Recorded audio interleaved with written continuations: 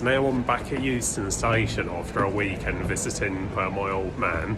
It's nice to get away for a bit, definitely much needed. But yeah, I like what they've done to the station. Like, they've moved the departure screens now.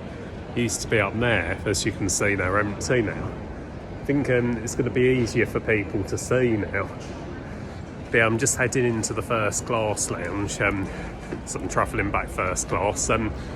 No, Euston isn't the nicest station. Like, I much prefer Paddington, Waterloo and King's Cross. Also Liverpool Street, actually. I like the redevelopment they're doing it to it. Like, it definitely looks a lot nicer than it used to. Anyways, into the first class lounge I go now. See if it's changed much, as I've not been in it in a very long time, actually. Well, not in this one. See you in there.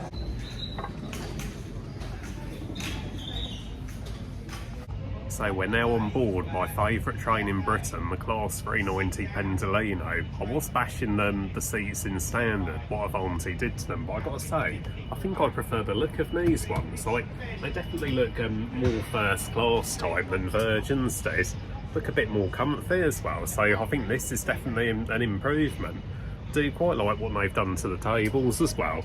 Adding more power sockets, and also all looks like you can charge your phone there as well. That's pretty cool. So yeah, I think that's a nice upgrade, and also they've added the onboard screens as well, which not only tell you like the destination, but also tell you things like the temperature.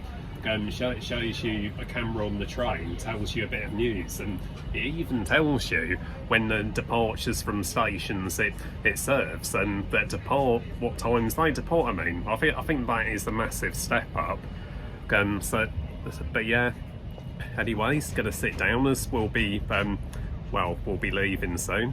Gosh, you can see over there there's quite a lot of people boarding the Class 350 London North Western service. It's quite a good service though. I used to use it quite frequently. I'd say it's definitely the most reliable West Midlands train service. Wow.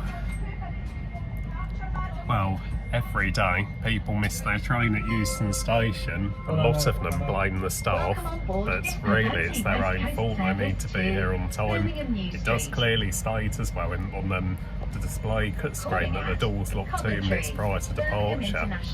But yeah, people still like to blame the staff. I'll tell you viewers another thing that's improved in first class, the fact they're serving breakfast after 10 o'clock. Back when it was Virgin trains, the breakfast menu was just before 10 o'clock. It's nice it goes on for a bit longer now, as the breakfast menu is definitely the best menu. Okay, so now back home, currently watching a friend's stream. Has still got a bit of time before I leave for my tattoo appointment. Got over an hour actually.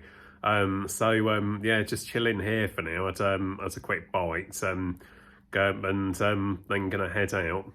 But yeah, I got to say that journey on in first class with Avanti West Coast was better than I imagined, because the seating in standard I think isn't as good as Virgin's, because although the Virgin seats didn't have power sockets every seat, so only at the table seats they're not as comfy. But in first class now there's leather seats and more power sockets, and another thing I love is the fact that they keep the breakfast menu going until 11 AM now. So that's an improvement, considering that they got rid of some of the menus as well, because with Virgin it was breakfast, brunch, lunch, evening. While with Avanti West Coast it's just breakfast and then rest of the day. But I'm not sure if this is true or not, but I have been hearing rumours that Avanti West Coast are going to get rid of their first class. Would be a bit of a shame really, as when they started operating they did tell us to expect everything the way we had on a Virgin train, but hey, guess we'll have to see what happens.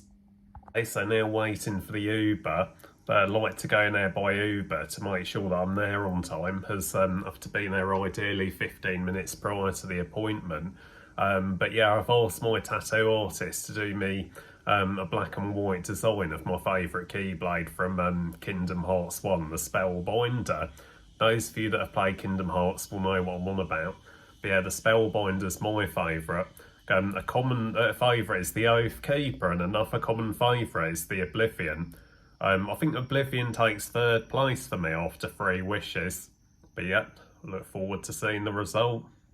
So, we are here, yet again. Let's head on in. Just started raining, typical Britain for you. Just waiting for her to finish on another client, but I can just chill and listen to this music while I'm waiting. So, unfortunately my phone's low on battery. My bad, I should have charged it when I was at home.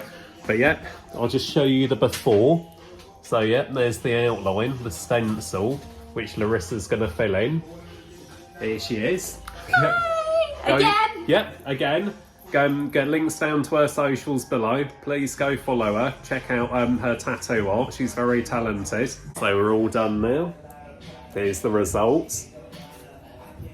Been having thoughts about getting 2 more keyblades done, one either side, but we'll see how we feel. Good morning, and yes, it's a day later because I apologise, I completely forgot to record the end of the vlog, or the outro as they call it, yesterday, because after my tattoo appointment, I ended up dozing off for a bit actually before I went live on Twitch, as it was a very long day yesterday. But yep.